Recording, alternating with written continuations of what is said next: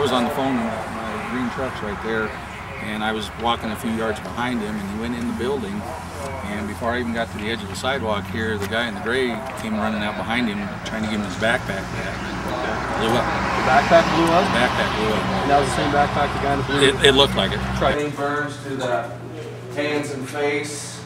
All appear to be unconscious and breathing. Which means that you guys are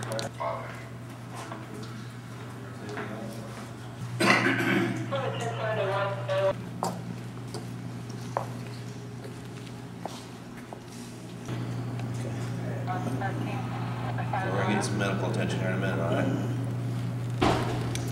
Are you able to speak? Can't hear? Something loud? Okay, did you see anything?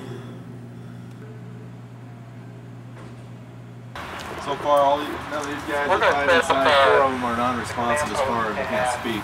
Okay. The 5th one says that he heard a boom. He's not able to move. All of them have burns. No.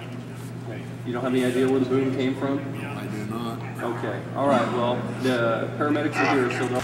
Well, Rick just got on the radio and said he found a letter about anthrax. I don't know. About anthrax? No, Yeah. I did not hear that. Yeah. On the guy in the blue that's laying there, he found a letter. If you are, we thought the anthrax thing was kind of weird. Okay.